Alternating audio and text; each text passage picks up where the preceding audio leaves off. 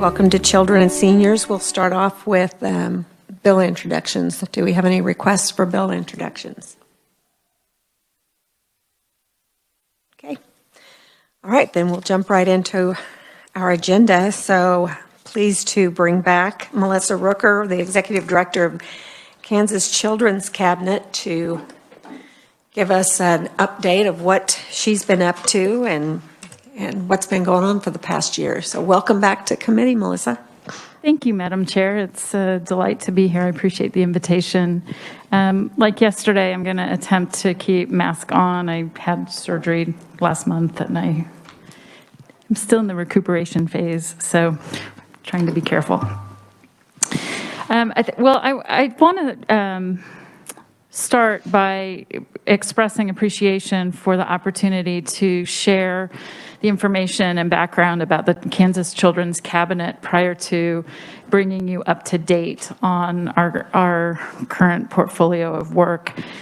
Kansas has a strong history of being first in the country to prioritize children in a number of ways, this being one of them. So in 1980, Kansas was the first state in the country to create a children's trust, and then multiple states followed our lead. But in 1999, we, as a state, the legislature chose to convert that trust fund into what is now known as the Kansas Endowment for Youth and create the Kansas Children's Cabinet. This was a response to the state's participation in the master tobacco settlement and the subsequent settlement in that case. So there is an annuity paid to the states that participated that will be paid theoretically in perpetuity, but dependent on tobacco sales. So I always take this opportunity to say it is an uncomfortable thing that the work of the Children's Cabinet and the programs that we fund depends on the sale of tobacco products, but that is where we are, and we do appreciate having the funding available.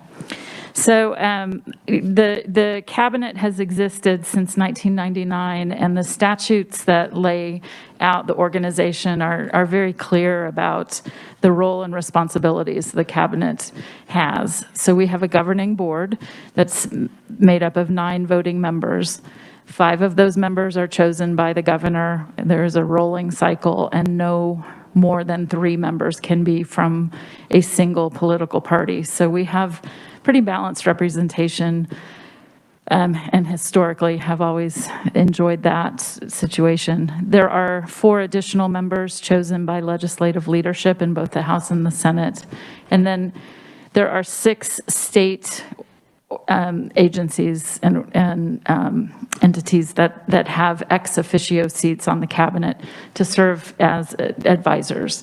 So we have the Secretary of DCF, KDHE, Commissioner of Education from KSDE, Department of Corrections. They assign the Juvenile Justice Coordinator, Board of Regents, and the Judicial Branch.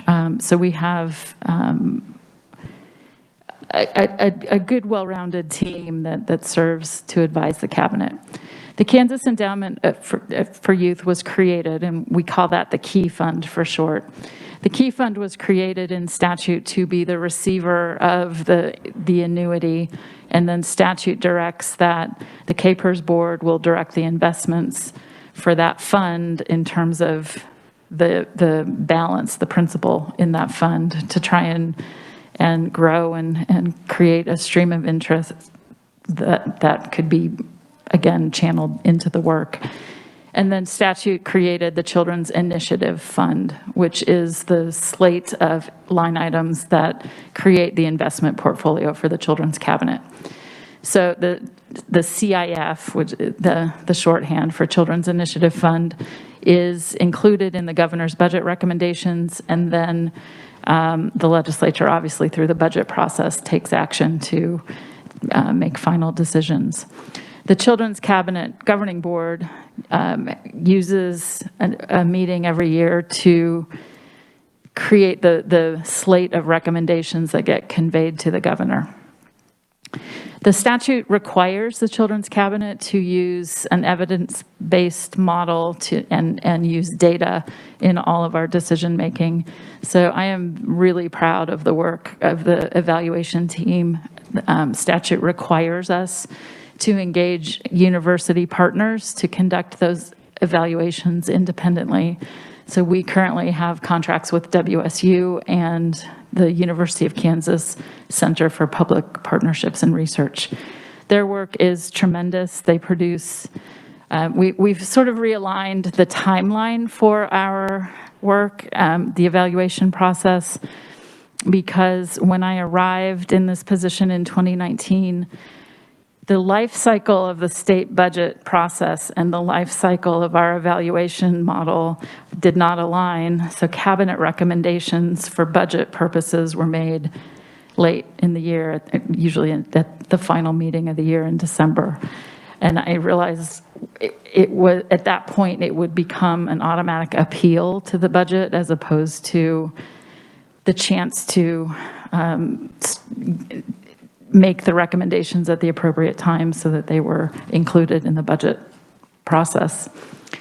So it took, I would say, a year and a half to turn the timeline on all fronts and get us aligned and coordinated, and we're there. In fact, we got there by June of last year. The cabinet made budget recommendations, but we were dealing with crisis mode in the pandemic and some, the across the board adjustments to the budget. So we opted to ask for stability in all things and delay some of the recommendations for how we believe it's important to realign the CIF investments until this year. So in June of 21, the cabinet voted on a slate of recommendations which really help stop some of the fund transfers that have been added over the recent past just to deal with budget shortfalls and the like.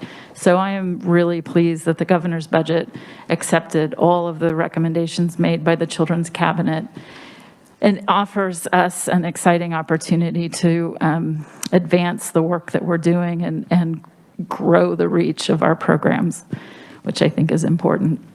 The focus of the cabinet is on early childhood. We use a framework that we call the Blueprint for Early Childhood, which focuses on healthy development, strong families, and early learning.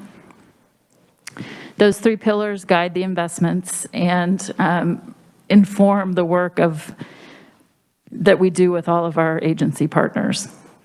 The cabinet is also the state lead for a federal grant called the Community-Based Child Abuse Prevention Grant Program. It is, the name tells you everything you need to know. It's primary prevention practices to help ensure that children grow up in safe environments and that we don't end up with abuse and neglect cases that would require removal from the home. So we're really focused on strengthening families and ensuring children have the best possible start. Those programs, the grant is $1 million, so it's not a huge portfolio of work, but the programs are very important that are being funded and provide. In a lot of ways, they can serve as pilots and proving ground for certain strategies. So we've seen some really nice results from the CBCAP work that we're doing. The main cabinet investment is known as the Early Childhood Block Grant. It is worth, in recent years, it's been about $18 million worth of funding in that line item. The cabinet then awards through a competitive grant process. So we issue an annual RFP for the grants that we offer. We have a public call for applications. We use an independent review team to review those applications. There's criteria involved. We want community-based partnerships. We want these to be public-private partnerships with community-driven support. And we have a number of different types of requirements for participation in what we call the Common Measures Initiative, which is the data piece of the work that we do so that we can evaluate the programs. The awards are made, and then we monitor. My cabinet team provides site visits and support throughout the year, technical assistance, and the kind of support for new programs to get them adjusted to the evaluation process. And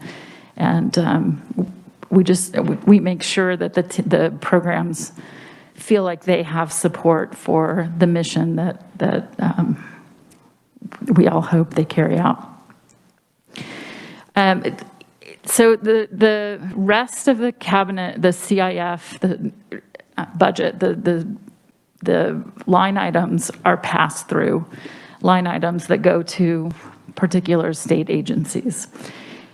So I'll take a minute to walk through, it'll take a few minutes, but I'll take some time to walk through the budget recommendations so that you all understand what we're hoping to accomplish. First and foremost, the statutes that created us actually speak very clearly that the transfer from the Key Fund to the Children's Initiative Fund should be 102.5% of the prior year, so constituting a 2.5% increase annually. And we have not had that for many years. And so we did, as a cabinet, choose to recommend that we follow statute this year and create that additional capacity for the cabinet. I think as you look at the governor's budget, it looks like that one we got about a 1% increase, which is not quite the 2.5%, but I'm very happy with any increase, and so just wanted to note that. I have a series of recommendations that involve stopping fund line items that flow through the CIF, and instead, having worked with the agencies in question, their budgets reflect those programs so that we avoid the fragmentation that involving the cabinet in this process creates. So I'll walk through those. There was, since I want to say 2014 or so, mid-2010s, there was a $3.7 million transfer through the CIF to KDADS for the Children's Mental Health Waiver Program. These are very important services for children 5 to 18 through the Medicaid program to give them access to mental health programs. But they are not, this is a particular line item that was only run through CIF because of the budget duress at the time it was initiated. And we would like to have that $3.7 million capacity for programs that fit the CIF portfolio better. The secretary worked on her side of things, and their budget should reflect those services and account for that $3.7 million. And I will leave it to their team to describe how that fits into their budget, because I'm not as familiar with Medicaid services. But so that it's not that we're recommending any of these programs be canceled, it's that we want to realign where the funding comes from. That is the only one that might have an SGF nexus. I think the rest are simply, I've got 3 proposals for fund transfers to stop that would be absorbed through existing resources at the relevant agencies. So $500,000 for the Child Care Quality Initiative was being transferred out for many, many years to DCF. It predates a federal requirement in the Federal Child Care Subsidy Fund, known as CCDF.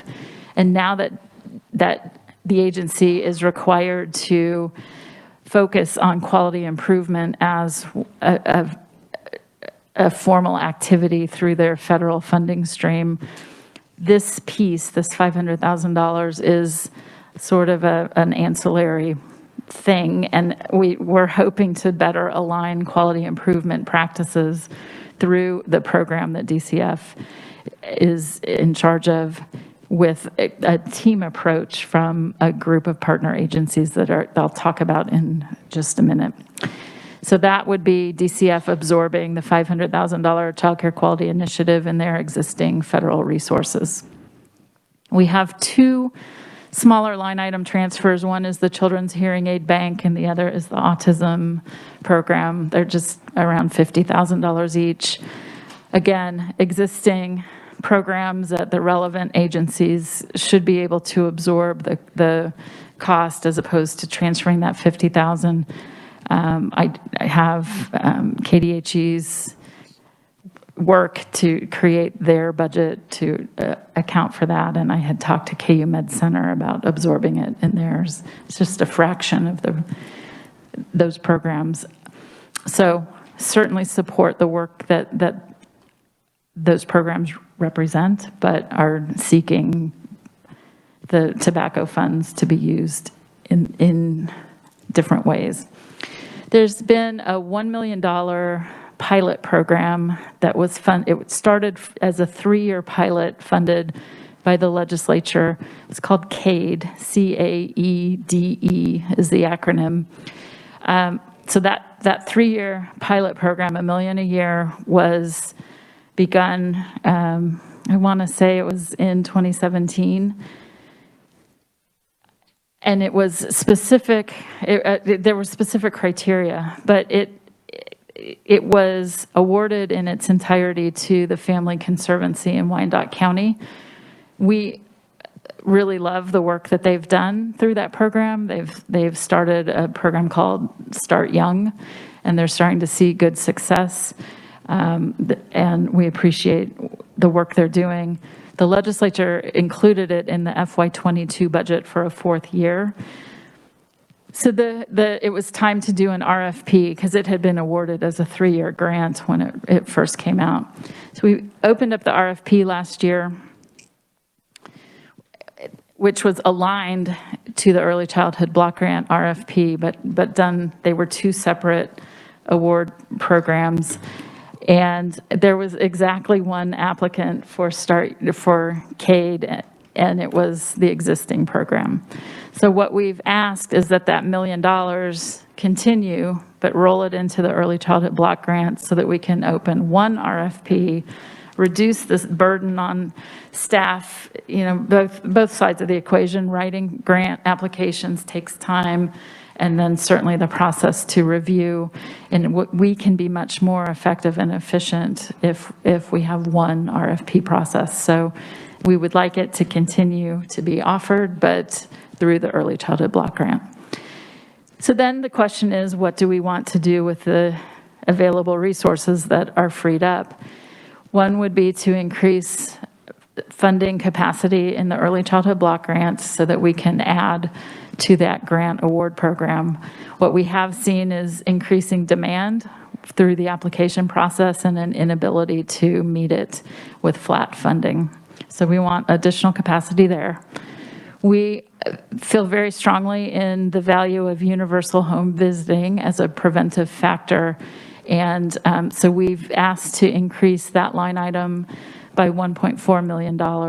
Currently, it's only getting $250,000 through the cabinet. We would like that to, it would become $1.65 million. We transfer that to KDHE for their Healthy Start home visiting, which is universal home visiting. So there's a plan in place. That $1.4 million increase will allow us to serve more children, but not all children. So it won't get us to a truly universal program, but it will go a long way towards helping us ramp up and begin to make progress in the number of families that receive services. We currently are only serving about 11% of the new babies born in Kansas with home visits to their families, and we'd like to improve that. And then there are 2 new line items in the CIF budget that we're proposing. So if you, I know I've really kind of veered from written testimony, but if you look at the 3rd page, there's a table that I included that shows a series of programs and the 4 agencies that participate in the work going on. The line item that is named infrastructure really speaks to allowing the cabinet to provide financial support for this collective work. So let me explain the origins of these projects. In 2018, under then Governor Collier, DCF, KSDE, and KDHE joined the cabinet and filed they were chosen through the National Governors Association to take part in a mentoring project that fostered cross-agency collaboration to really help agencies figure out how to better communicate and collaborate when there are such strict definitions for different programs, criteria and guidelines and federal rules and state rules and things that create silos. So the idea was, how do you manage all of those requirements while also understanding what's going on elsewhere so that you reduce duplication of effort and improve communication and collaboration. So that mentoring project, 5 states were chosen. Kansas was one of them. And one of the activities that the Kansas team chose to engage in was applying for a federal grant called the Preschool Development Grant, Birth to 5. We were chosen for a 1-year planning grant. So the year 2019 was spent doing a comprehensive needs assessment and using the findings of that needs assessment to create a 5-year strategic plan for early childhood.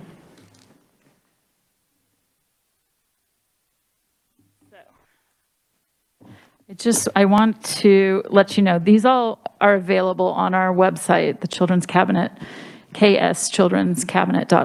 But we did a 2019 comprehensive needs assessment through extensive public engagement.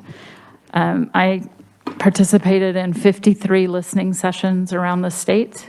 We had the ability for families, providers, Kansans of all stripes to provide feedback online. We did webinars, we did site visits, we did surveys, we collected, there were 13 existing program needs assessments we were required to include. We ended up gathering 45 reports to include data and information in our own. In the end, we counted over 6,000 Kansas voices contributed feedback to us. We tracked by county and I'm really proud that every county in the state ultimately participated in that public engagement process. So we used the 2019 needs assessment, which is important when you think about the fact that what we did was set the baseline to understand the status of our mixed delivery system prior to the pandemic. So that was important. And then we used that to create the All In for Kansas Kids strategic plan for early childhood. This is designed to be a 5-year strategic plan. This also is available on the cabinet website. It is a collective effort by the 4 agencies involved and continues to provide the framework that guides decision-making. And it was invaluable as we navigated the crisis of 2020 and 2021. We applied for and received a 3-year renewal of the Preschool Development Grant, which was designed to then be the implementation funding so that we could begin to implement some of the actions outlined in the strategic plan. That is the basis of those actions that are outlined in the table, the projects that I've outlined for you. And one of the things that we did is a 2020 needs assessment update to assess the effect of the pandemic on the early childhood care and education system.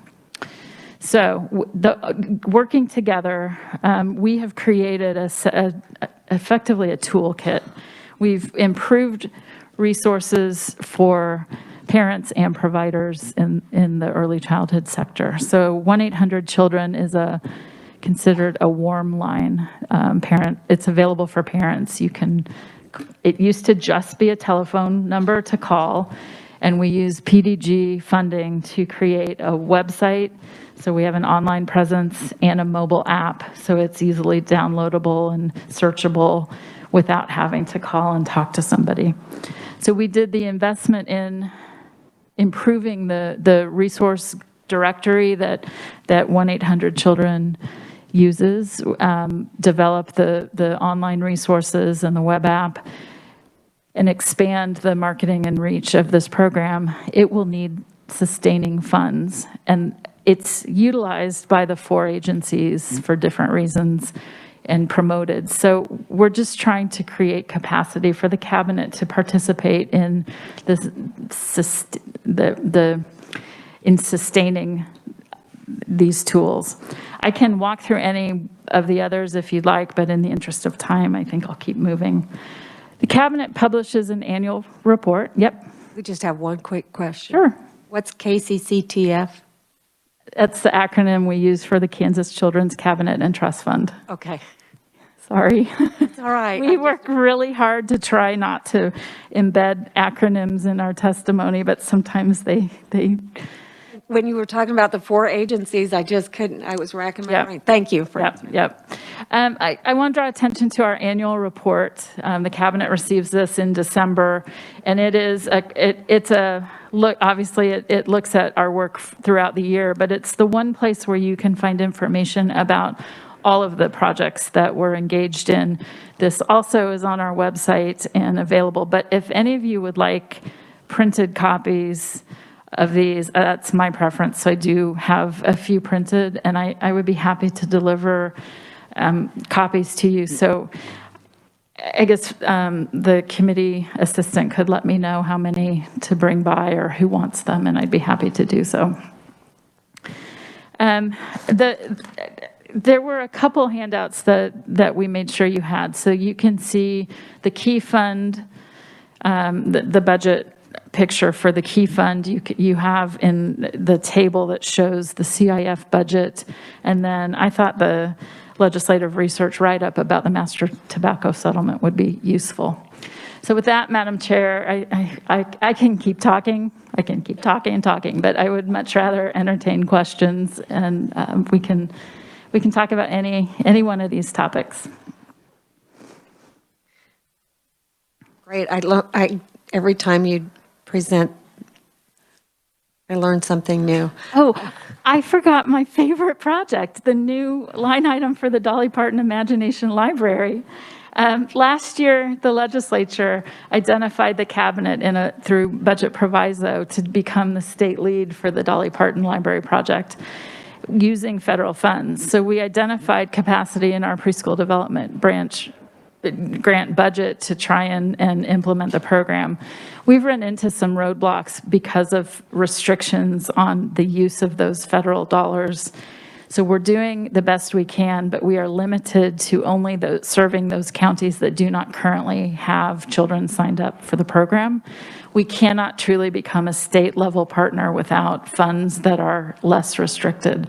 So I'd be happy to explain the way the program works and why we need the funding flexibility, but that $500,000 will allow us to help sign children up to receive one free book from a month from the time they're born until their 5th birthday through the public-private partnership the library represents. So.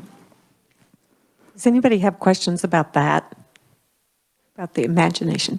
Representative Mosier.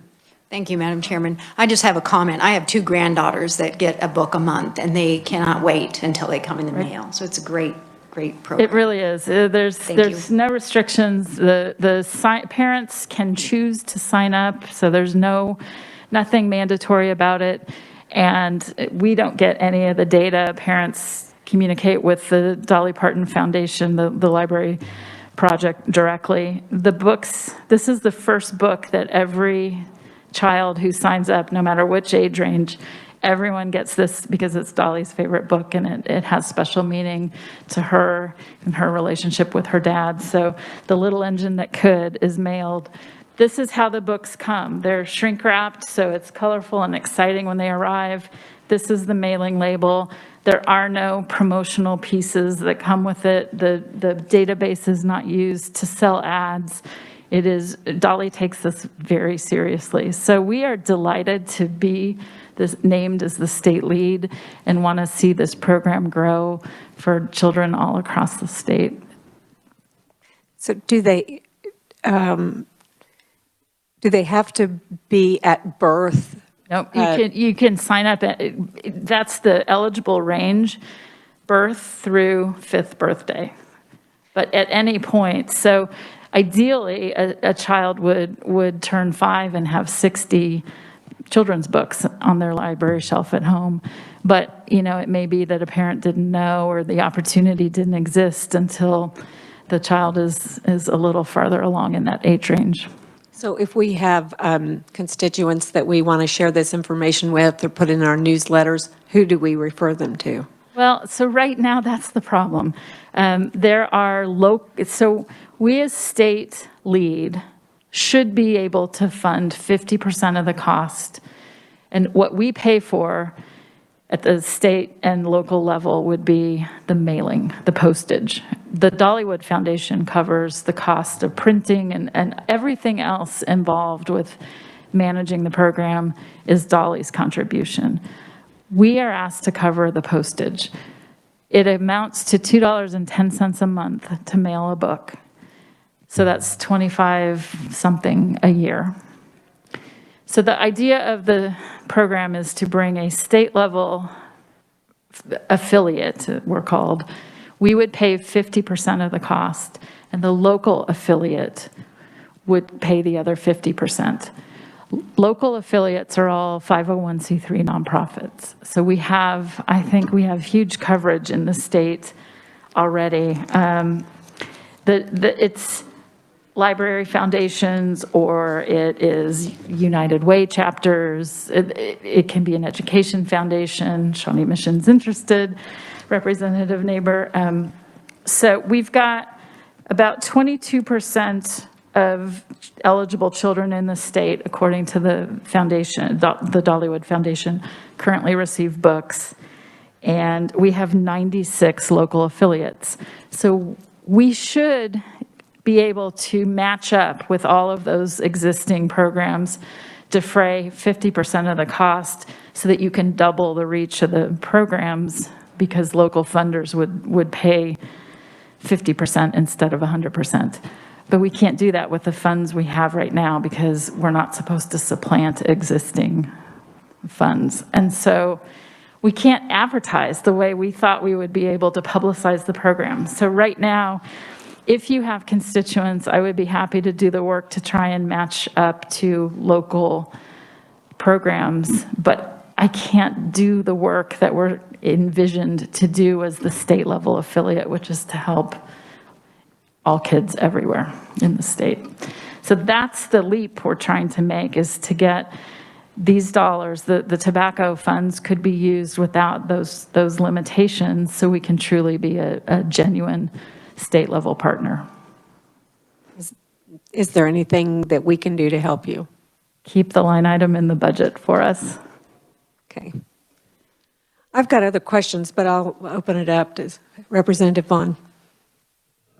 Thank you, Madam Chair, and thank you, Director Rooker, for your great presentation. It was really thorough. I was curious to learn a little bit more about the All In for Kansas Kids 5-year strategic plan. I know you mentioned the universal home visiting as somewhere that we can continue to improve.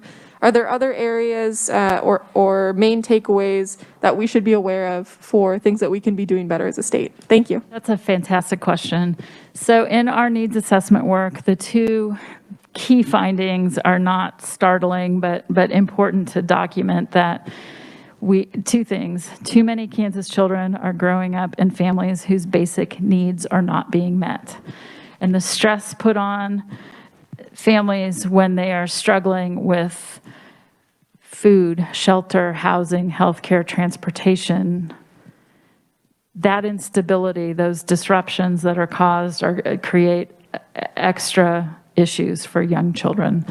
The second is that geography affects where you live matters, and it isn't just the assumptions that you might pretty common to think that if you're in a rural community, you're more isolated from services and it's harder to access things. But what we found is it isn't just that kind of geography. Even within a particular community, where you live in that community affects your ability to access services. We documented that 44% of Kansas children live in what is termed a child care desert, which is a Census Bureau term. It's, I think, per census tract, it's when there's 3 times more demand than there is supply for things like child care.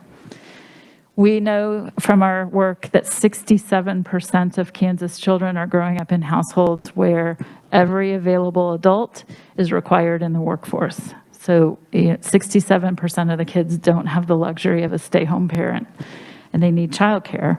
And we know that we have an aging childcare workforce. Nearly 50%, it's somewhere between 45 and 50% of the workforce in Kansas is over the age of 50. And we are having trouble recruiting people into the profession.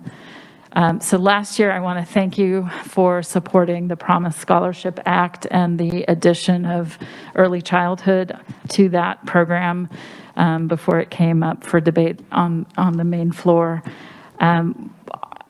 Ours is not a high-wage profession. The average wages earned by a childcare worker are about $9.25 an hour in Kansas, so just barely above minimum wage.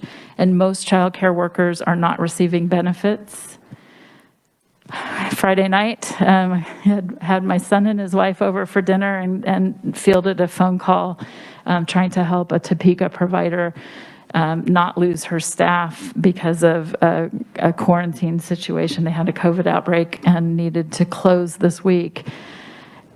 And her program does not provide paid time off. So the staff was facing not being allowed to work and not therefore just being without paychecks. So it's lack of health benefits, but also lack of other basic benefits that many professions provide. So we need to try and figure out ways that we can address workforce issues and make it a more attractive profession for recruitment and retention. So we have those of you who were here, there was a bill known as Senate Bill 155, which several sessions ago was career and tech ed funding for our K-12 schools. Those programs, there are child development programs that are covered by Senate Bill 155, so we appreciate that. The Promise Scholarship then becomes the next piece. I'm rooting for the trailer bill to clean that up because that will be a big boon to help create then the transition into higher ed. We are doing the work to create the workforce registry and a career pathway so that the career pathway will organize the progression through the profession so that people can see, yes, you could choose a path through higher education, but you don't have to. There are certificates and certifications that will allow people to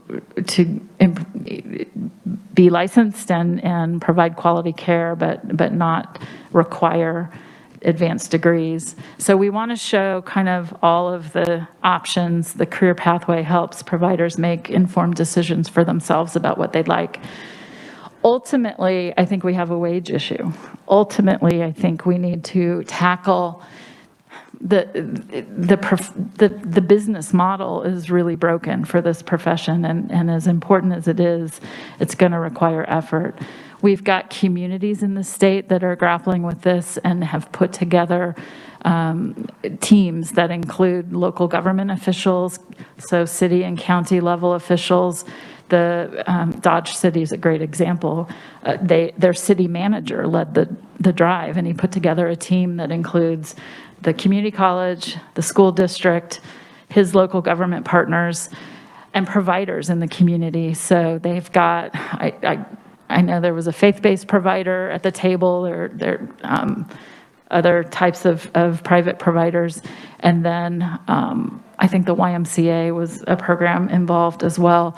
They're trying to figure out a game plan for their communities so they can build additional physical space to provide a program. So it's a multifaceted issue that does not have one single solution, but we are working on the elements of it that we can and would welcome engagement in this arena. Yeah, thank you for all of those great leads, and thanks for consideration for this session. Thank you, Madam Chair. Representative Neighbor. Thank you for being here today, Secretary. And one of the questions I have, and many years ago, I know Shawnee Mission within some of their school buildings created early childhood care systems, and which worked for bringing your kids in, their children in, and did much better for retention of teachers. How much does it cost, or is cost prohibitive sometimes in smaller areas, rural areas, to setting up a center, because just the cost of regulations, what you have to have, guidelines and all of that, is that sometimes prohibitive? And are there things that we can do in community partnership that to help create centers like that where one person wouldn't be burdened with all of that money? I appreciate the question. It is a cost model driven by the cost of care. The child care subsidy program traditionally has paid a market-based rate. So for families who qualify for the subsidy, what they receive and can use to pay for care is based on a percentage of the market rate. So when the market rate is $9.25 an hour and the subsidy is whatever percentage of that, it's well below a living wage, right? And so that is not enough. The federal program, the subsidy program, is pushing for a move to a cost model. So where it's subsidy tied to the cost of care. And one of the tools that we've developed with our preschool development grant funds is a cost calculator specific to Kansas. So we have this, it looks like an Excel spreadsheet, but it is calibrated with ways, all of the inputs that are variables that vary by community, and we can do a regionalized approach and estimate the cost of care. We are also able to use the Child Care Aware Kansas data for, they keep track of providers in the state, and they have point-in-time data available on their website. So it factors all those things in. So we are refining this tool so that we can be prepared to begin to shift to a cost of care model. The regulations are often raised as an issue, and I would just say that it was the death of a beautiful little girl in the late, I think the Lexi's Law passed in 2010 as a response to some really bad situations that were happening in unlicensed care. So there are regulations in place. There is a section of the regulatory code that is driven by the fire marshal safety, the number of human beings that can be in a given physical space. And when it's babies who can't walk themselves out the door in a fire and need to be carried out, there's a limit to how many per adult is safe to have. So within those boundaries, there is a review afoot at KDHE and the licensing division to make sure that we are consistent. There was a difference in definition of an infant if you were home-based versus center-based. The number of months old differs. So we're trying to do the work at the agency level to realign and make sure that we are safely operating, but logically doing so. in the meantime, there's other types of requirements. We're required to operate a quality improvement program as a condition of the child care subsidy funds. Quality improvement is incredibly important. So that requires annual hours spent in continuing education and certain certifications that are required. By creating the registry and the career pathway, it will embed training and coaches and mentors and a system that makes it easier for providers to access the hours they need. We know they're taking care of kids all day, and if they have to take a day to go attend an in-person training, that becomes a problem. So we're trying to create state-level opportunities to streamline how the provider community can access the training they need. So it is definitely on the radar. In terms of options available, we've really seen some nice examples in our listening tour. We called them bright spots when we would happen on a solution in a given community that was like, wow, that is cool. And KDHE has been really responsive. So we have examples of childcare providers who started out just taking in a few kids in their home, and then as they progress, wanting to grow their business, but understanding in their community, they would never get to a center-based model that's cost-effective, because it takes, I think the break-even point is a center that has 50 children. There's some point around there that is the break-even for the business model. So what do you do when you're in between the 6 or 8 kids you can take care of in your home and that number in a community where you're not going to get 50 kids in a center?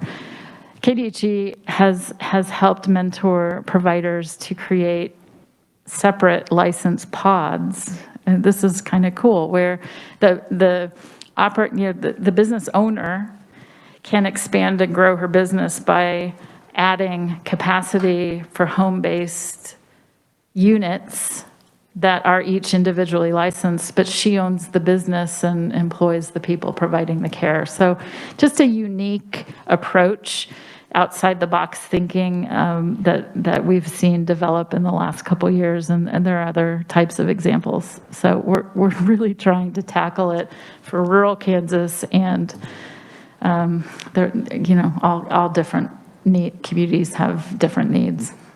One more question, Madam Chair, please. All right, if the average salary is $925, when they go to take their CEs, are those free? We do offer, most are free, but you have to have broadband. You have to be able to get online for a lot of them. So that's been the other track, and we've been glad to see efforts to expand broadband.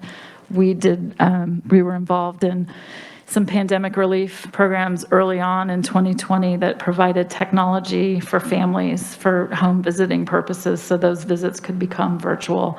The families needed equipment, so it was getting them a tablet and a data plan so that they could, for low-income families, they could actually have access online. And we made sure that we didn't restrict it. It wasn't alone, and it wasn't restricted just to the home visiting. If it helped that family access online services in other ways when we were all shut in, we were okay with that. And so that was helpful. And then the actual broadband expansion in the state is crucial. Would you agree that this is not a rural suburban need, but it's a statewide issue? Absolutely statewide. And I need to give a shout out to the Department of Commerce for the level of awareness and attention that they have given. I wish they had a seat on the cabinet as in the ex officio roster, because they bring a lot to the table, but they have been an incredible partner to us as they wrap in things like childcare needs and housing needs and other things into their economic development programs. Thank you very much, and thank you, Madam Chair. Representative Penn. Thank you, Madam Chair. Madam Director, thank you for your testimony here today. Has been expert. I've learned a lot. I was listening to you in the other room. I'm really excited about the Dolly Parton Library book piece. I heard a presentation down in Wichita with the Greater Ministerial League down there. And that's very important as well to the minority community. If we can encourage our kids to read and read early, it pays dividends of massive proportions on the out years. That said, as I instruct my son when he comes home from school, he's doing fractions and everything, and we're looking at these little pie graphs, and you know me, I take my public school education and slap it up against it and do the best I can. I hope he's passing. But as I'm looking at some of the things that you said, I was encouraged to hear you say that you all are finding on the cabinet, finding efficiencies in areas to delete some efforts, recoup some funds, and put those efforts, combine those efforts together in good ways. I think you were mentioning the tobacco piece and stuff. When we're looking at that pie conceptually, help me out. I see it as a pie that does not expand. You move the cut mark for the slices. When you speak on the concept of more pay, benefits, the other issues that you're dealing with, do you see it as possible to take those efficiencies that you recognize and apply those in those areas versus expanding the pie for more programs? So I would agree, we don't necessarily always need to start a new program. What we need is to serve more children and their families, right? So that is not a cut and dried answer to that question. It is important for us to continually evaluate whether the programs that we are in charge of are responsive to need, create the right return on investment, and provide value for the investment. And that's what our cabinet has been cited repeatedly for the quality of our evaluation system. So the infamous 2016 legislative efficiency study cited the Children's Cabinet as a gold standard that other state agencies ought to follow. I think there was a legislative post-audit done about Department of Commerce incentive programs just 2 years ago. Again, compared the Children's Cabinet process and recommended they take a look at enacting some of the things we do. So we are constantly looking for ROI. And I think we can very proudly stand behind the quality of the work the programs we're funding are providing. The cabinet in December heard the preliminary findings from a study that we did in partnership with DCF. So the Children's Cabinet provided our data set, through a data sharing agreement and all of the right legal parameters around data sharing, but our data set involved 35,000 children that had received early childhood block grant services over a 5-year period. We compared that with DCF data on children in foster care in that, so it was the foster care data set for that same 5 years. We were able to do some evaluations, and I think it was beyond just foster care placements. It was children in like, I will get you a report on this. The children that received our programming were 23% less likely to be removed from their home and placed in foster care. So it's one peek at the value of investment in early childhood. So I think this is the one area where as much as we do want to rearrange the size of the slices of the pie to make sure that we are using what we have to the greatest ability, I know how far from meeting the need we are, and the need to invest more heavily in early childhood can't be understated. We know from the study that we have, we know that there are, it's cost avoidance, which can be tough to prove, but it is accepted nationally that when you prevent a child from being removed from their home, it's not just better for the child to have a stronger, healthier home life, but it's good in terms of cost of care for other things that end up, so the cost of foster placement, the cost of the additional types of needs that children have when their lives are upended that way, the cost of special ed services when you don't identify early through developmental screenings, the cost of incarceration when things don't go well. We know starting children off on a healthy path pays dividends throughout their lives. So I would champion a good hard look at improved investments. When it comes to the wage issue, it's going to take multiple payers. Right now, there's a federal subsidy program. There are fees parents pay, the cost of care for a parent. We do have businesses helping invest in certain places in Kansas.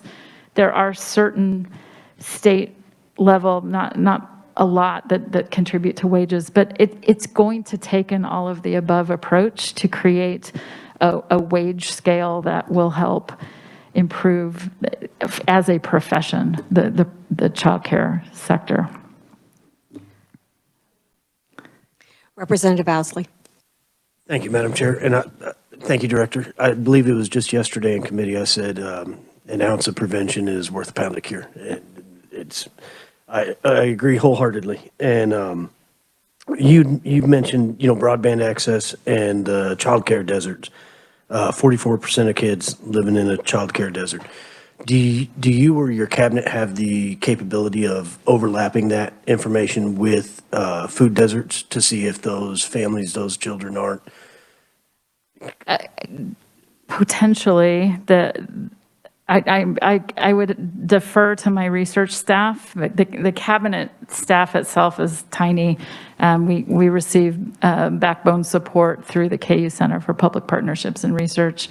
I need to understand if they can do that under, with our existing resources, or if that's a detailed enough analysis. And I guess it's just curiosity, but if a family is living in an area without broadband, without, a grocery store, Yeah. and without childcare, that just seems to be a lot of burden put upon any family, and it's obviously going to have an impact. I am really happy to evaluate whether we can provide that analysis or not.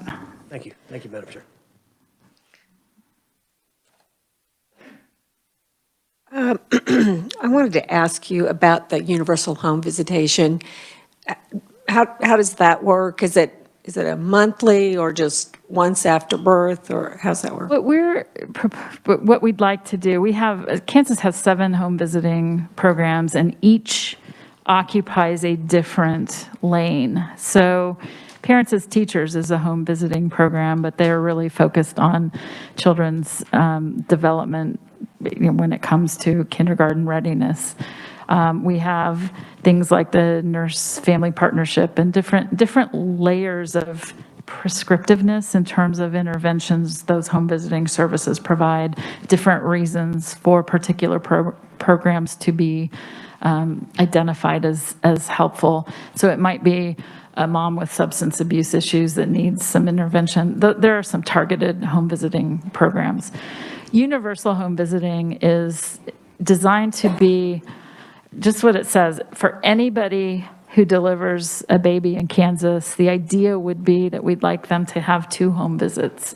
Just touch points. How are you doing? It's a way that mom can understand, be given information about what is available, good tips for dealing with newborn babies, and a little bit of developmental screening early on so that we can try and catch issues as they're developing and not let them simmer and become bigger problems later. Maternal depression is caught more often when there's home visiting. They can talk about tobacco cessation or other substance issues and direct towards referrals and programs if needed. So it's designed not to be a mandate, but to be an option available. And so what we'd like to do with the increased funding is create regional hubs so that we can expand services in regions across the state. Okay, great. One of my questions I wanted to ask you today was collaboration with other agencies, and so I really appreciated seeing that graph, and that kind of took care of that question. And then you were visiting quite a bit about childcare. I believe that you listened to our session that we had on childcare, so we've talked quite a bit about that. And I've been hearing good things about the work that you've done with that and coordinating some efforts, but I'm wanting you to share with the committee what have you seen as barriers for childcare licensure?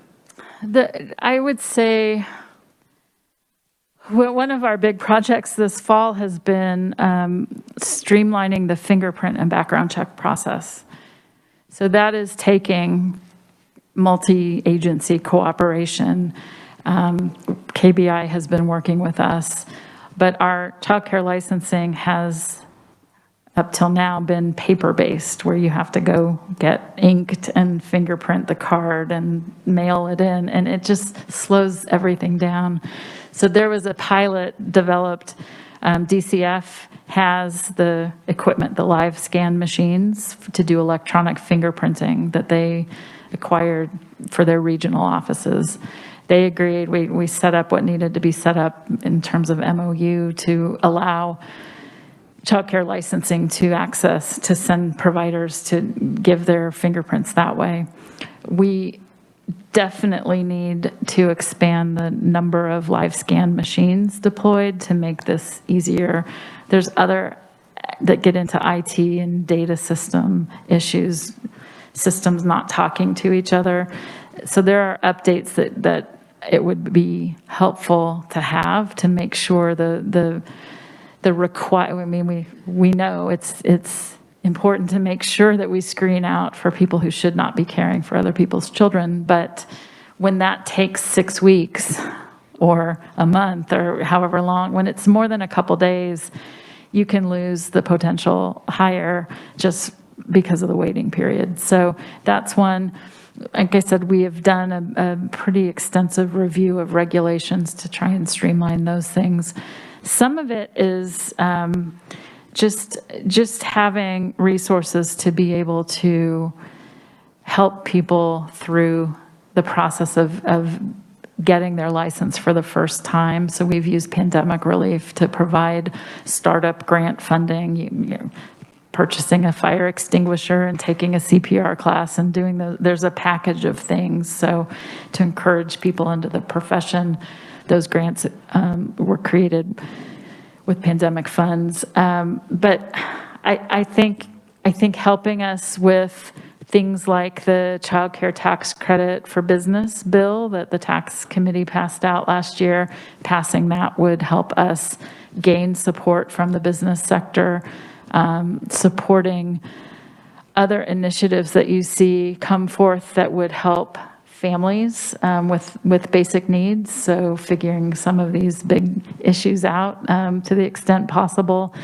would be helpful. I think there's money for housing in the governor's budget. Different things like that would be helpful. And in terms of agencies facing barriers, I think we together are really working to tackle those divisions and artificial barriers. We have a team meeting every other Wednesday to stay in touch with the projects going on. So I feel like from that standpoint, we've made major improvements. That's great to hear. The child care tax credit bill passed out of committee last year. Is it below the line or was it stricken? I think so. That would be a great question for Kansas Action for Children. They're kind of shepherding things, but it's House Bill 2414, last I heard. Okay. And it's an existing tax credit. It just got limited to only C corporations when the tax code changes happened in 2012. It predates those changes, but they took out S corps and LLCs and all those other business categories. We just want to restore them to eligibility to apply for the tax credit. So we're not asking for a brand new form of tax credit. Okay, I think the rest of my questions have been answered. We're kind of needing to move on because we're going to work a bill here, but do you have a quick question? Actually, I have some personal information on Executive Director Rooker. If any of you think she doesn't know her way around or know how to look at the big picture, you need to know she used to work for Clint Eastwood for a number of years. 15 of So them. she has been, she knows the people to call, the people to ask, and how to get the work done. Thank you. That man never took no for an answer, so we learned how to make things work. Woman of the world. So I just got a text that bill is below the line. Did you look it up too? Okay. Okay. We'll see what we can do to help out. Awesome. I appreciate your time today. Thank Yeah, you. thank you. And which production or publication did you say we could get physical copy of? The ones that I have the most of would be the strategic plan and our annual report, but I do have a few copies of the needs assessments. So any of them, if I need to order more copies, I would be happy to print more because I think it's that important. So just let me know. My email is mrooker@ksde.org. So maybe committee can.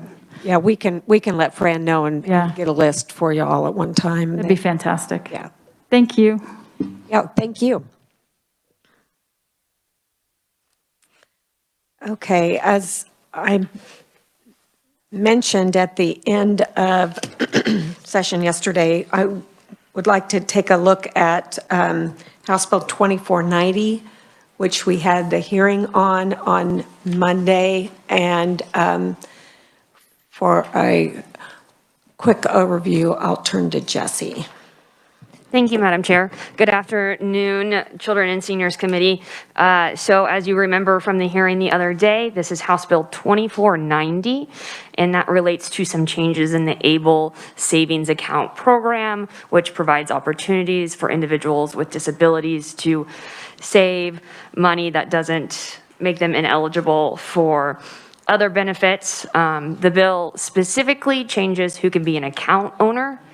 It changes who is a designated beneficiary and an eligible individual, and it also in order to comply with federal requirements. And so then those changes in the definitions are also reflected throughout the act. Okay, and before we start discussion, John Hedges is here from the Treasurer's Office. If anyone has any questions, I just wanted to make sure that we could answer all the questions that, sorry, I got a frog in my throat. Representative Helmer. I think this is the time. I have an amendment for it. Actually, I haven't started that just yet.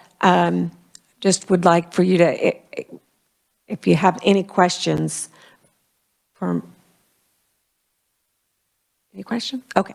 Thank you for being here. No.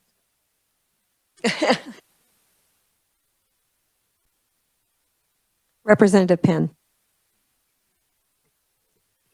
Thank you, Madam Chair. Quick question. We were talking about regulatory reform and some ideas to do that. I don't know if it's appropriate here, but is there in this bill anything dealing with or establishing a sunset for the regulation?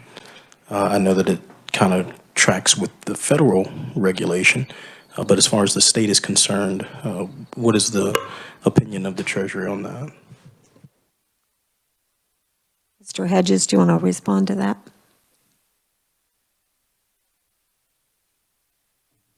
Thank you. There's no sunset in the bill that we've proposed, just like there was no sunset in the original enabling legislation here in Kansas or the federal level for that matter. The way I read the original statute establishing this program, the intent was to take advantage of the benefits offered by the federal IRS code. for as long as they lasted. I have not seen any argument that the program should be sunset or cut off. It's been a remarkably successful program from a lot of different quarters, and it's received pretty strong bipartisan support. So I don't see this program ending anytime at the federal level. The current Kansas statute, as I read it, just continues the program for as long as the IRS allows it, and that's the way this, our bill doesn't do anything to change that. So I think the decision was made originally to capture these benefits. Obviously, that's a policy matter for first the IRS and now the legislature here in Kansas to opine on. But as long as the government, federal government allows it, our office is going to try to capture these benefits for Kansans as long as you allow us to.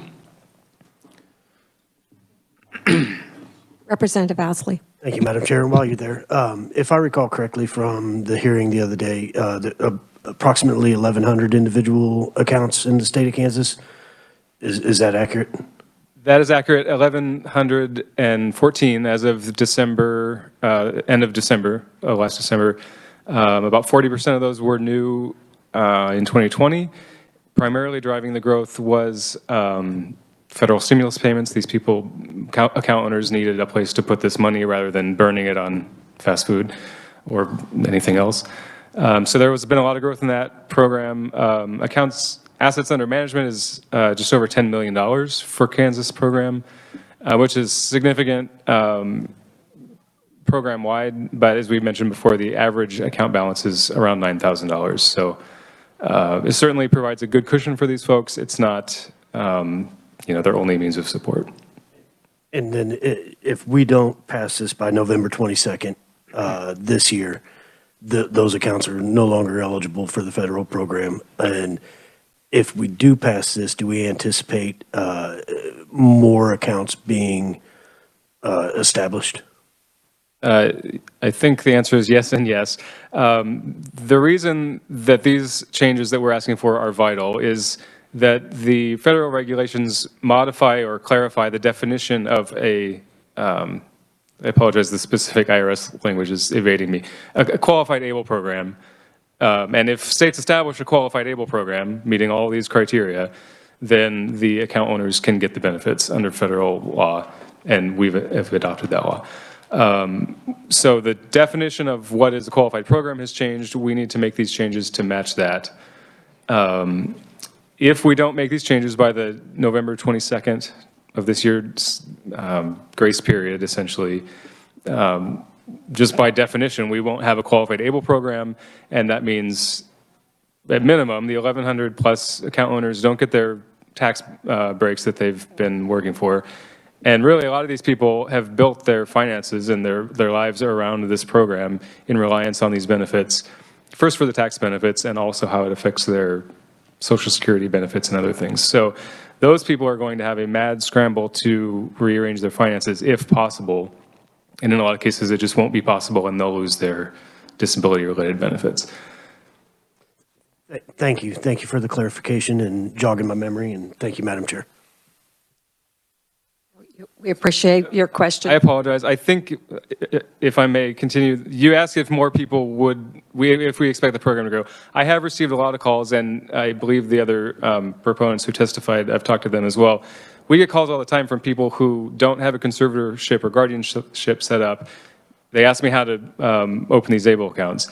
What I've had to tell them is, hopefully the legislature passes these changes so that you can do it later this summer. But for now, you can't do it. So I know there's a body of people waiting. It's hard to determine exactly how many because all of the states are doing this at the same time. So we don't have comparative numbers. We've looked and we've asked, but we do expect a growth in this program. We've estimated maybe 100 additional accounts per year, but really there's no way to tell until we open it up.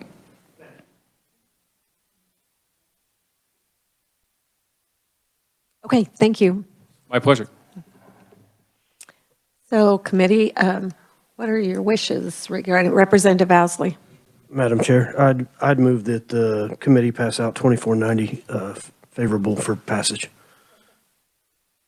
Okay, it's been moved by Representative Owsley and second by Representative Neighbor to pass out favorably.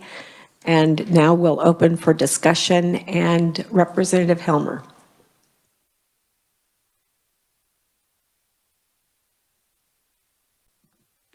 Yes, I can say what I want to say, and then Jesse has the amendment.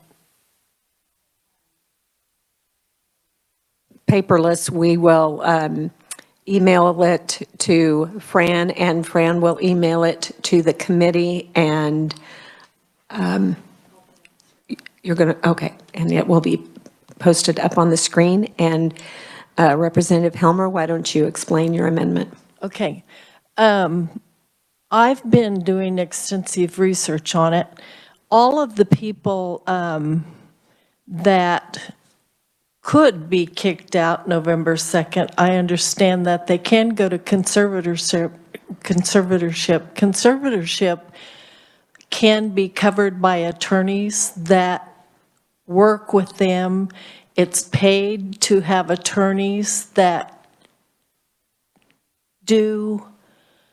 put them into the conservatorship. It would not cost them anything to set up a conservatorship or a guardianship.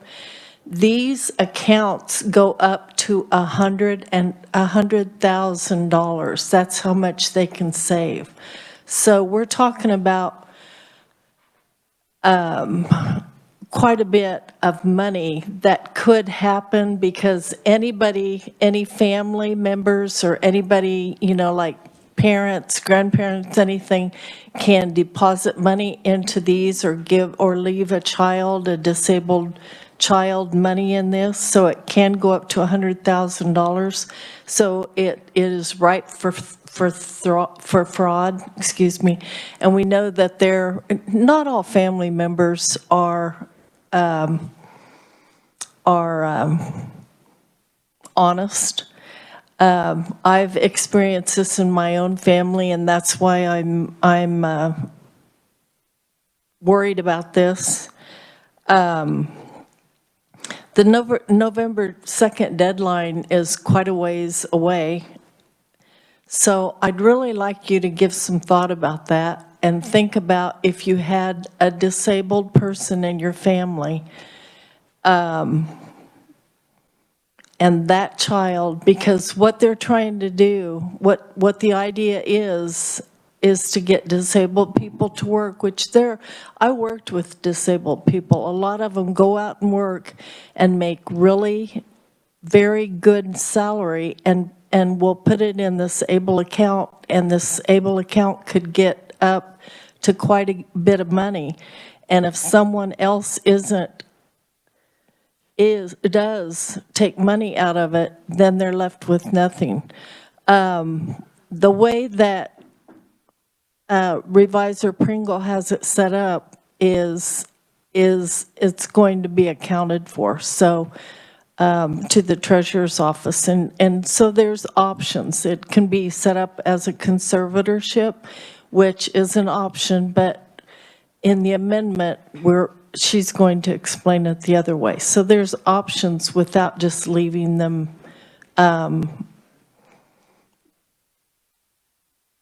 unreliable, which is what I don't want to do. Thank you. Thank you, Madam Chair. Jesse, will you explain the amendment? Yes, thank you, Madam Chair. The amendment that Representative Helmer has proposed, if you go to the very last page of the bill, which is going to be page 5, what it does is in new subsection G, in paragraph 1, there is already currently a requirement that any distribution from an ABLE account be reported to the Federal Internal Revenue Service and the account owner. So what this amendment would do is it would add that distribution would also be sent to the treasurer's office. And then a new paragraph 4 under that subsection would say, or would require that the treasurer's office review that distribution as it is received in that paragraph 1 to determine whether that distribution is made in accordance with the purpose of the program and the account. And if the treasurer's office upon review determines that the distribution was not made in accordance with the purpose of the program, the treasurer should report such distribution to the Federal Internal Revenue Service. And I am available for questions on the language of the amendment.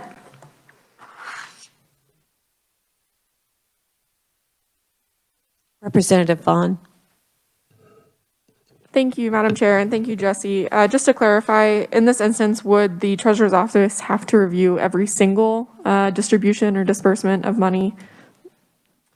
Madam Chair, Representative Vaughn, the current wording just says distributions received. So if you look back to 1, if there is any distribution from the account, so it would be any distribution from the account would be received by the Treasurer's Office and reviewed. So in my interpretation, just to clarify, that would indicate that every single distribution would have to be reviewed by the Treasurer's Office. Correct, any of them. Okay, I am worried that since there aren't greater parameters on that, I think maybe if there were parameters around how much money was in the distribution, that might be a more reasonable ask of the Treasurer's Office in terms of, you know, if there's a $50,000 distribution that could be of concern, that's something that we would want the Treasurer's Office to review. But if it's every single transaction, I wonder if that would be overly burdensome for them to implement. Thank you. This is out of the ordinary for me to do this, but I am going to ask Mr. Hedges to come talk on the impact of this amendment. I just, I didn't know this was coming, and I feel like I don't want to make a move on this. I think we all are kind of have blank faces, so we don't know how this impacts you. Yes, I'd be happy to speak to that. Thank you. Thank you. So 2 points that I'd like to respond to. First, forgive me, Representative Homer, I don't understand what you've said about conservatorships being at no cost. I'm not a probate attorney, but I don't know very many attorneys who work for free. There are some costs, programs for low-income people. They're very limited. So that would be one concern as the administrator of these ABLE accounts that I would think would prohibit people from using these accounts. That's aside from that, I can't comment too much on that, but it would be a big concern for me. And maybe you have more information on that, which I'd love to discuss at some point. As to the administrative challenge presented by reviewing costs, I appreciate your concern that, as we discussed in the hearing, account security is a big deal. We don't want people taking advantage of, especially folks with disabilities or anyone. I've discussed this with the Census, the company who manages these accounts on a day-to-day basis. They have a very robust fraud monitoring system. To your point, Representative Penn, I believe you asked the question if we've discovered this.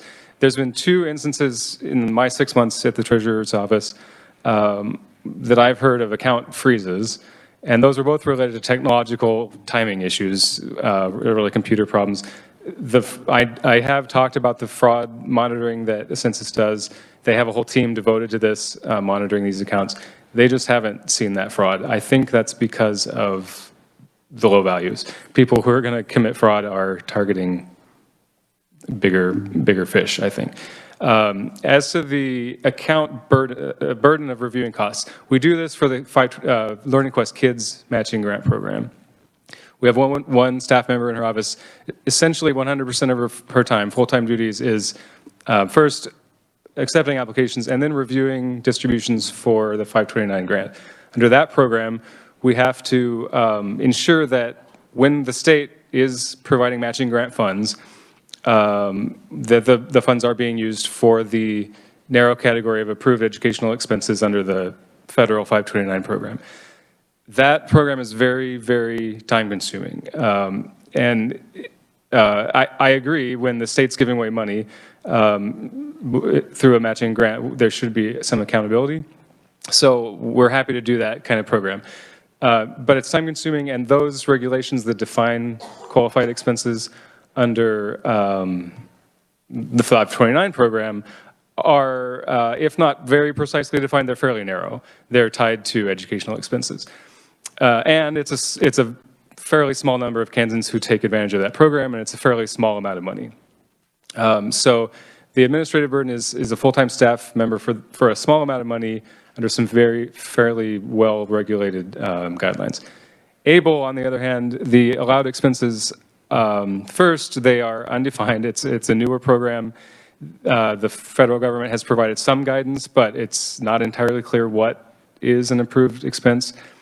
I expect once the dust settles on this program, eventually over the course of years, we would get better guidance from the federal government, potentially through litigation and IRS audits, on the exact parameters of what is an approved ABLE expense.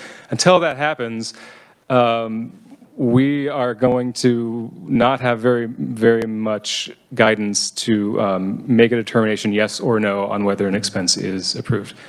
Under the current situation, we have to tell people, hey, keep good records, and if you want to risk your IRS audit and your Medicaid expenses on a potentially marginal expense, keep good records and be prepared for an IRS audit. That's the extent of our office's involvement now, and I think that's all that's feasible under the current program.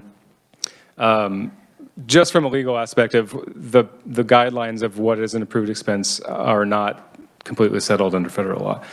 Second of all, if you make this change and demand accountability, we're going to need, based on the KIDS program, several staff members, many staff members, a lot larger program of administrative costs to run this. That's going to cost money from the Treasurer's operations, from ultimately Kansans. Obviously, it's a policy decision. I don't see how it's feasible given the current state of federal law, and definitely with regard to budget, there would be serious impacts on that. So I don't think it's feasible as it's currently proposed, either from a legal definitional standpoint or cost personnel. We have another question for you, Representative Neighbor. This is a point of clarification on, it's already in there that if there is a question, it would then go to the IRS, or they would review it? Well, overseen by... all disbursements are reported to the IRS. Our program manager does that. Okay. They get regular reporting on who's opening accounts, who's the beneficiary, and who's actually opening the account, and they get reports on disbursements. So the IRS has what they need to audit these programs, and from the current perspective of the State Treasurer's Office operating this program, we tell people, you're subject to audit. You're subject to, if you misuse these funds, you're subject to losing not only IRS benefits, but serious financial burdens from SSI and Medicaid eligibility. So I think that's the best we can do, short of a lot more guidance from the federal government. And frankly, I think now that they've passed these final regulations for the next 40 years, the Treasury Department is not going to be interested in providing us that guidance. So we're kind of in a gray area until we start getting a whole series of IRS audits. Thank you, Madam Chair. Representative Helmer. Would you use your microphone, please? We have people online. You have 114 or 1,114? 1,114. That's as of the end of the So year. you have a cap of $100,000 each. Each account holder can save that much without affecting their benefits. And you're expecting 100 additional accounts. That's a lot of accounts. That's a lot of money. I agree. A lot of people, excuse me? If they do that. If people who currently are barred from the program because they don't have the means to get a conservator or guardianship, or don't have the interest, if those people can join the program, we expect a lot of them will. So a lot of people will take advantage of this program. We don't expect account balances to grow a whole lot. We just expect more accounts. How many people do you have managing it right now, financially? Managing it? Managed, like keeping the reports that are coming in or keeping tally on it? Well, a census is a gigantic corporation. We've contracted with them to do the day-to-day program management and reporting. Of course, we oversee that. So Ascensus is a nationwide company. They started doing 529 college savings programs. Once ABLE came along, they've expanded into that market. They have thousands of people, not all of whom are working on Kansas ABLE. Currently, the ABLE staff is me, which is a part-time. I mean, I have other duties through the treasurer's office. So really, from a day-to-day management perspective, I'm the one overseeing the ABLE program on behalf of the office, with some support from other staff members, of course. But we do not have the staff to take on a day-to-day to really examine each dispersal, especially at the volumes that people would be using this program. Okay. One last question. Is there any report that they have to do annually? Because I don't see that at all. Well, we through the program manager provide them annual tax accounting, and that's it. Yes, that's correct. Thank you. Thank you, Madam. Okay, we're going to continue then with the hearing. We still are looking for a second on the motion to amend.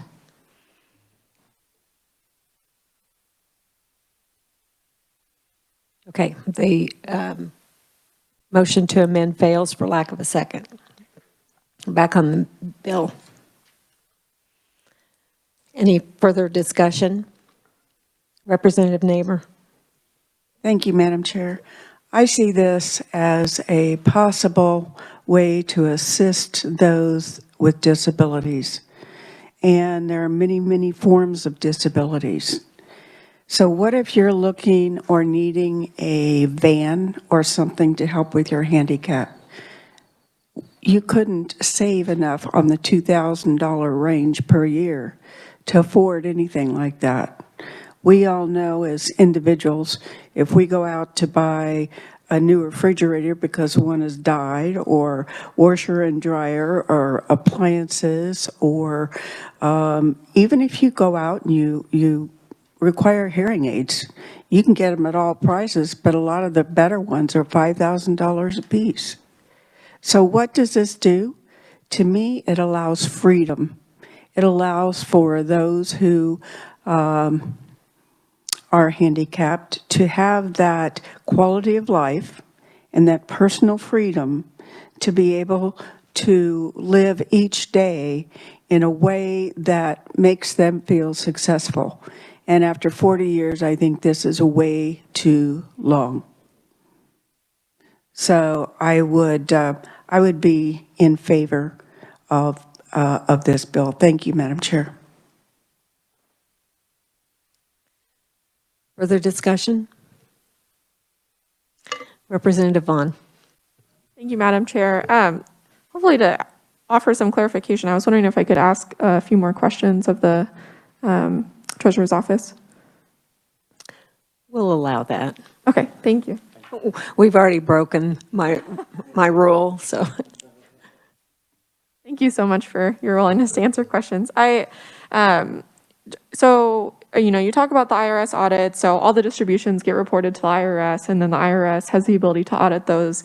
And then you also talked about the fraud monitoring system, and I was just wondering, is that through the IRS, or who facilitates that?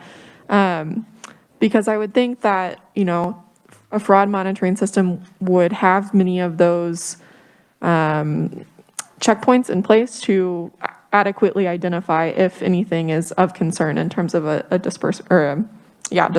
So I don't know if you have greater insight into how that works. Thank you. I can tell you who does it, and through our contract with the census, the account manager, the day-to-day program manager, they're the ones who host the accounts essentially on their computer systems. They hold the money, they pull together the investment options under our direction, and they have the dedicated fraud monitoring team. So it's not the IRS, it's the people who are holding the money on behalf of Kansans. I'm not an expert in banking security procedures, but under our contract, and as explained to me, they have appropriate standard banking protocols. In particular, they have, I'm sure, complicated computer programs to measure what they call the velocity of contributions and deductions. So if money is going out and then immediately being pumped somewhere else, that sends up a red flag that their fraud monitoring system catches, at which case the account would be frozen essentially until they investigate. That's one example of the types of monitoring that they do, aside from making sure all the paperwork is in order and authorization and everything else. So essentially, it's us who do the fraud monitoring, our contractors, and it's through standard banking protocols. Obviously, those are not perfect, but I think they capture the vast majority of concerns. I haven't had any question about that from constituents, account owners, from the people at a census in my time here. The other staff have not heard those concerns. And again, I think in large part, it's because these accounts, if you have $100,000, you have the means to pursue more sophisticated financial options, which are going to give you a better return. They're going to give you more protection, like a special needs trust. But if you have several $1,000s, well, you save up for your van or similar purchases, and you don't have the means to hire an attorney to set up those more sophisticated accounts, that's really what this is desired to. You could use it for other things, but we don't see people using it for bigger, more sophisticated, just because it's not designed for that. Thank you so much. And to confirm, you said the average savings in a given account is about $9,000. That's correct. It grew considerably last year because of federal stimulus payments. We saw people just stashing them in these accounts because they didn't have anywhere else to do it. So we don't expect that account balances are going to significantly, exponentially grow like that, like they did in the last year. But as of now, the current value is just over $9,000 as of the end of last year. Thank you. I think that assuaged, in my opinion, many of the concerns that were expressed in terms of fraud prevention and anything that may be, related to that. So I think the benefit of this is great, and it's our prerogative to take action and ensure that folks with disabilities have the ability to maintain this financial freedom as they pursue their goals in life. So thank you very much for your testimony. Thank you. My pleasure. Representative Penn, did you have a question? No.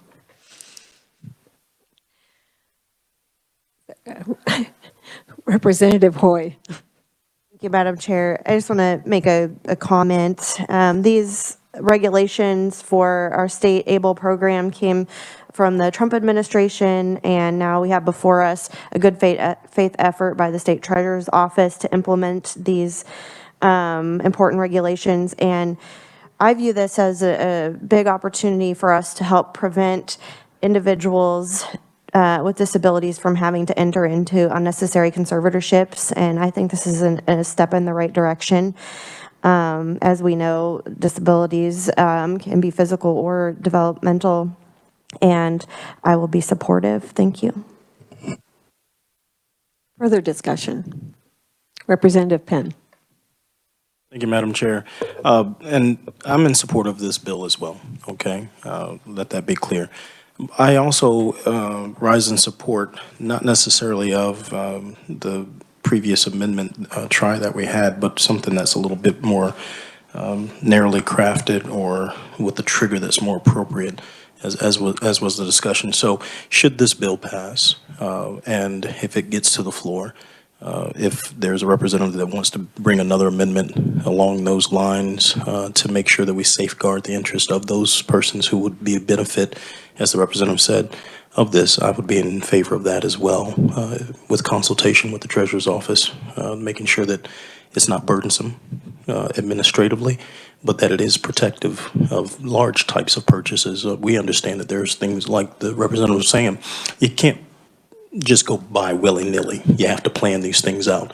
But if you see a lot of disbursements coming from a particular account, there may be somebody piecemeal committing fraud, or if there's a certain threshold trigger that makes sense for the Treasurer's Office, I'll be willing to entertain that as well. I just wanted to get on the record saying that, but please, thank you, and let's get this done.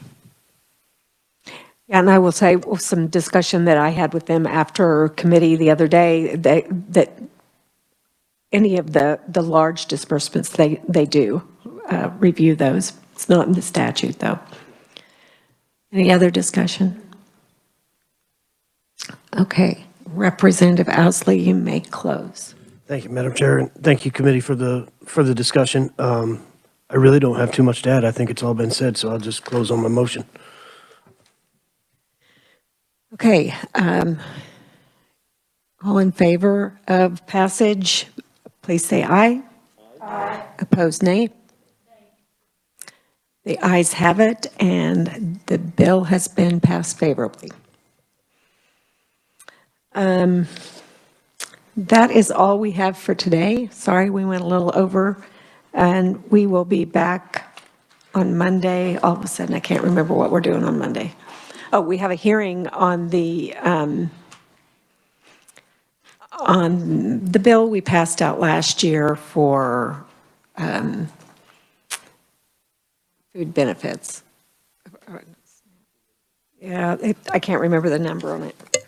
Anyway, 2525, that's it, 25, that's easy to remember. Okay, we'll have a hearing on that, so come prepared for that.